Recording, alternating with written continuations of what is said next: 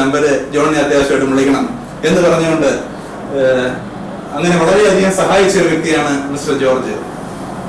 എങ്ങനെ നന്ദി പറയണം, എങ്ങനെ നന്ദി പ്രകടിപ്പിക്കുക എന്ന് പറഞ്ഞാൽ, കാരണം നമ്മുടെ ചില അഡ്വർടൈസ്മെന്റുകൾ പറയുന്നത് പോലെ ശബ്ദവും വെളിച്ചവും എന്ന് പറയുന്നത് പോലെ എന്റെ കാതും എന്റെ വായുമായിട്ട് അപകടം പറ്റി 2-3 മാസത്തോളം കഴിഞ്ഞ കാലയളവ് വരെയായിട്ട് എന്റെ കയ്യിലിരുന്ന മൊബൈൽ ഫോൺ ജോർജിന്റെ മൊബൈൽ ഫോൺ ആയിരുന്നു.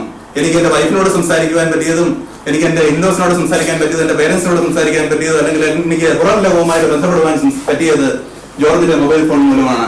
അങ്ങനെ ഏറ്റവും വലിയൊരു സഹായമാണ് ആ സമയത്ത് ജോർജ് ചെയ്തത്.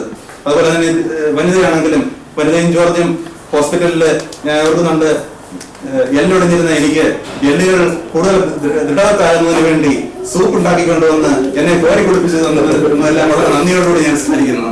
ഓക്കെ, ഞാൻ എന്റെ വാക്കുകളെ അധികം ദീർഘിപ്പിക്കുന്നില്ല. നന്ദി പറയുക എന്നുള്ളതാണ് എന്റെ കർത്തവ്യം. ആദ്യമായിട്ട് നമ്മുടെ ഈ പ്രോഗ്രാം അറേഞ്ച് ചെയ്ത് നമ്മുടെ പ്രോഗ്രാമിനെ ധന്യമാക്കിയ ഷാജി കൊച്ചുറാണി, ജോർജ് ആൻഡ് വനിത ഫാമിലികൾക്ക് എന്റെ വ്യക്തിപരമായ പേരിലും ഇവിടെ കൂടിയിരിക്കുന്ന ഈ സ്നേഹ സമൂഹത്തിന്റെ പേരിലും നന്ദി രേഖപ്പെടുത്തിയിട്ടുണ്ടായി.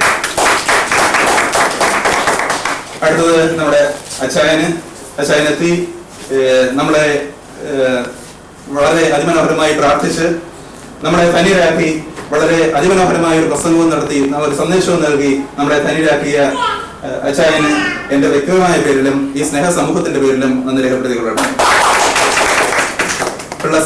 ഡോക്ടർ പിള്ള സാറിന്റെ ആ 24-25 വർഷത്തെ ആ എക്സ്പീരിയൻസ് മുഴുവനും തന്റെ പ്രസംഗത്തിലൂടെ വെളിവാക്കിക്കൊണ്ട് ഇംഗ്ലീഷ്